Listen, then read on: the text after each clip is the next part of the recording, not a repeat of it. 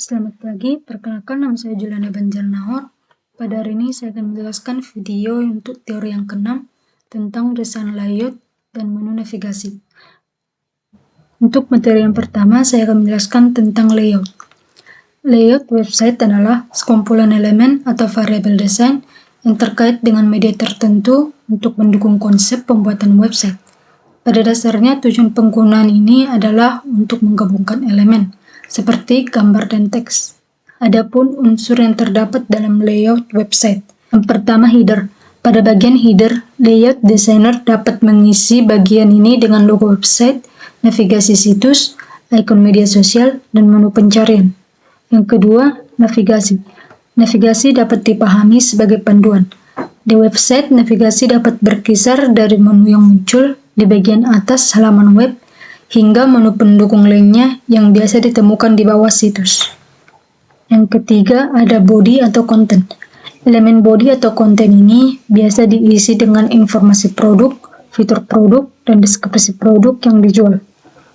Yang keempat, sidebar. Elemen ini merupakan kolom atau spek yang berada di area samping konten website. Elemen ini bisa diisi menu utama ataupun pelengkap, navigasi menuju halaman tertentu, serta berbagai widget.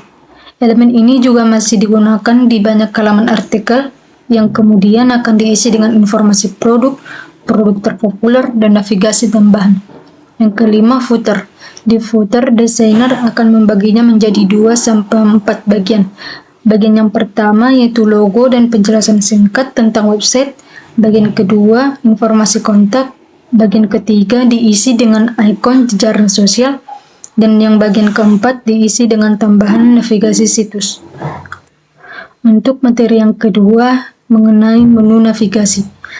Navigasi website yang ditampilkan pada menu dan link adalah petunjuk bagi pengunjung untuk mendapatkan informasi sangat penting bagi search engine dalam memahami karakteristik website. Ada 4 macam bentuk dari struktur navigasi. Yang pertama, struktur navigasi linear. Struktur navigasi linear hanya mempunyai satu rangkaian cerita yang berurut, yang menampilkan satu demi satu tampilan layar secara berturut-turut menurut urutannya. Tampilan yang dapat ditampilkan pada struktur ini adalah satu halaman sebelumnya atau halaman sesudahnya. Tidak dapat 2 halaman sebelumnya atau 2 halaman sesudahnya. Yang kedua, struktur navigasi hierarki. Struktur navigasi hierarki biasa disebut struktur bercabang, yang merupakan suatu struktur yang mengandalkan percabangan untuk menampilkan data berdasarkan kriteria tertentu. Tampilan pada menu 1 akan disebut sebagai master page atau halaman utama pertama. Halaman utama ini mempunyai halaman percabangan yang disebut slave page atau halaman pendukung. Jika salah satu halaman pendukung dipilih atau diaktifkan, maka tampilan tersebut akan bernama master page atau halaman utama kedua. Pada navigasi ini tidak diperkenalkan adanya tampilan secara linear. Yang ketiga, struktur navigasi non-linear.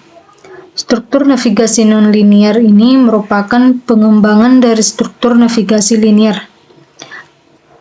Pada struktur ini diperkenankan membuat navigasi bercabang. Percabangan pada struktur non-linear ini berbeda dengan percabangan pada struktur hierarki. Karena pada percabangan ini, walaupun terdapat percabangan, tetapi tiap-tiap tampilan mempunyai kedudukan yang sama, yaitu tidak ada master page dan slave page. Yang keempat, struktur navigasi komposit atau campuran. Struktur navigasi komposit atau campuran disebut juga struktur navigasi bebas, yang merupakan gabungan dari ketiga struktur yang ada. Struktur navigasi ini biasa digunakan dalam pembuatan multimedia karena dapat memberikan keinteraksian yang lebih tinggi.